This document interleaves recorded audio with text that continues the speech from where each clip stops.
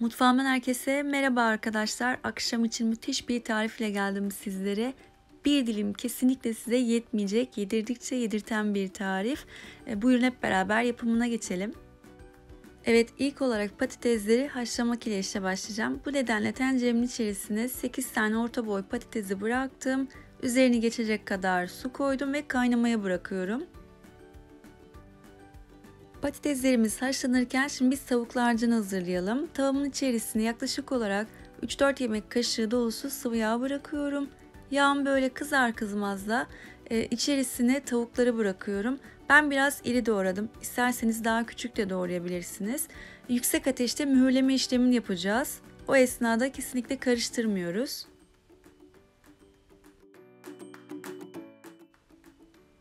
Evet, ilk 3-4 dakika kadar hiç dokunmadım arkadaşlar. Sonrasında hemen kaşıkla böyle bir ters yüz ediyorum.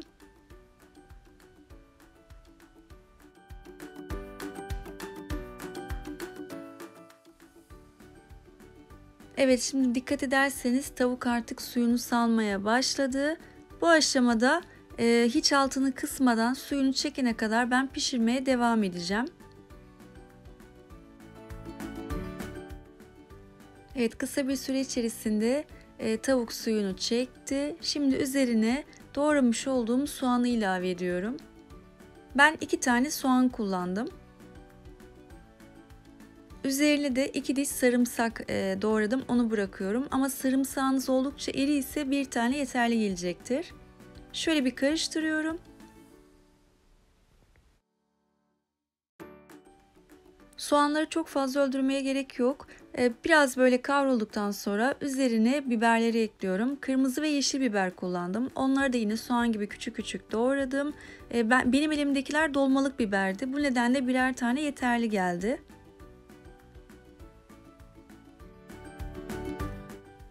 Biberler yumuşayana kadar kavuracağım. Sonrasında da üzerine baharatları bırakacağım. Salçanın böyle yemeklere çok güzel bir lezzet verdiğini düşünüyorum arkadaşlar. Şimdi üzerine 1 yemek kaşığı domates salçası ve 1 yemek kaşığı da biber salçası bırakıyorum. Eğer salça hiç kullanmayı tercih etmiyorsanız renk vermesi açısından böyle bolca toz biber ekleyebilirsiniz. Karıştıralım, salça hem rengini versin hem de kokusunu versin. Kokusu çıkana kadar kavurma işlemini yapacağım.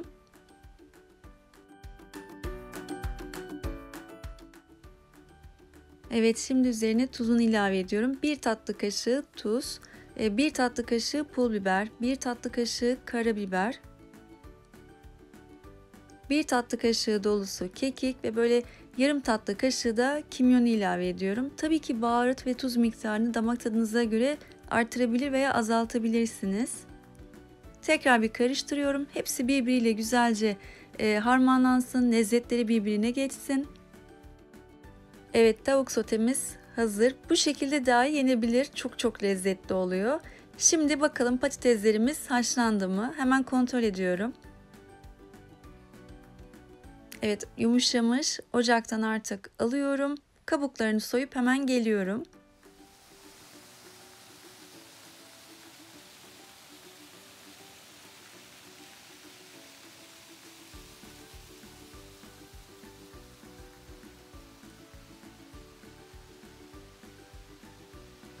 Evet, patatesler hemen sıcakken üzerine 1 tatlı kaşığı tuz ilave ediyorum. Şöyle bakın, patates eziciyle eziyorum. Bu işlemi tabii ki çatalla da yapabilirsiniz. Ama çok sıcak olduğu için elinizle yapmanızı tavsiye etmem.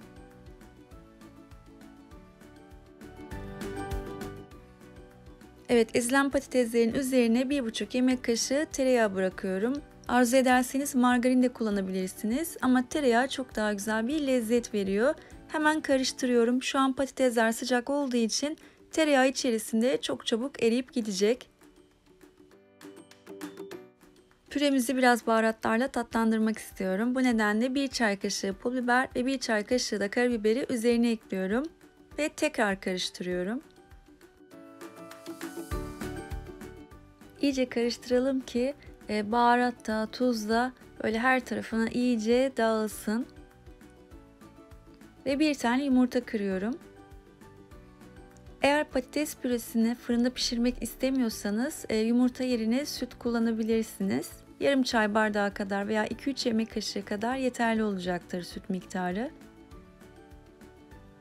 Evet, şimdi patates püremiz neredeyse hazır. Ben şöyle bir de üzerinden blender ile geçeceğim. Eğer elinizde blender yoksa ellerinizle yoğurarak da bu kıvama yakın bir kıvamı elde etmiş olacaksınız. Evet, püremiz hazır. Hemen kenara alacağım. Püremizi de yemeğimizi de hemen bir fırın kabına aktarıyorum. Burada büyük boy kare borcam kullandım.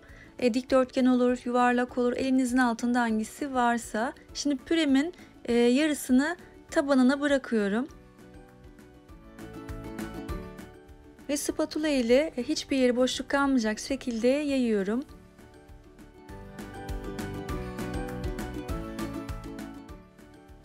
Pürenin üzerine tavuğun hepsini döküyorum.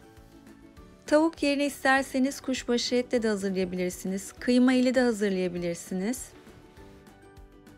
Tavuğu da pürenin üzerini kaplayacak şekilde yayıyorum.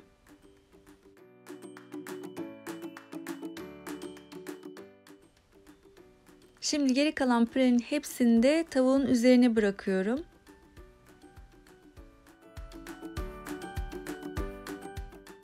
Burada dikkat etmek gerekiyor. Püre yumuşak olduğu için, tavuk da çok sıcak olduğu için birbirine bulaşabilir. Bu nedenle böyle biraz daha yumuşak hareketlerle lütfen yayma işlemini yapalım. Fırına vermeden önce üzerine bolca böyle kaşar rendesi bırakıyorum. 1 su bardağı kadar yeterli gelecektir. Her tarafını kaşarla kapladıktan sonra da önceden ısıtmış olduğumuz 180 derecelik fırında pişirmeye bırakacağım. Son olarak üzerine tereyağı dilimleri bırakıyorum. Böyle nohut büyüklüğünde. Bırakmak zorunda değilsiniz. Ben sadece lezzetin artırması açısından ekliyorum. Evet, yemeğim artık fırına gitmeye hazır. Kaşar eriyene kadar fırında bırakıyorum.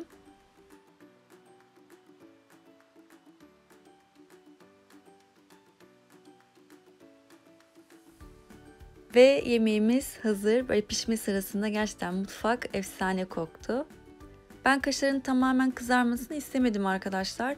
Tamamen kızardığı zaman böyle kupkuru oluyor. Bu nedenle sadece erimesi yeterli. Dilimleri ayırıyorum. İstemiş olduğunuz büyüklükte dilimleri tabii ki ayırabilirsiniz.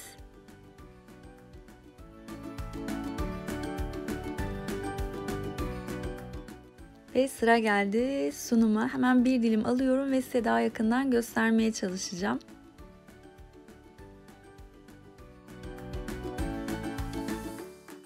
Böyle bir çatal aldıktan sonra başta da dediğim gibi devam etmek isteyeceksiniz. Kesinlikle bir dilim sizi kesmeyecek. Özellikle çocuklar çok sevecekler. Şimdiden deneyecek olanlara kolay gelsin, afiyet olsun. Önden bir çorba, yanında salata ve yoğurt yeterli geliyor arkadaşlar. Evet, videomun sonuna geldik. Umarım sizler için de keyifli bir seyir olmuştur.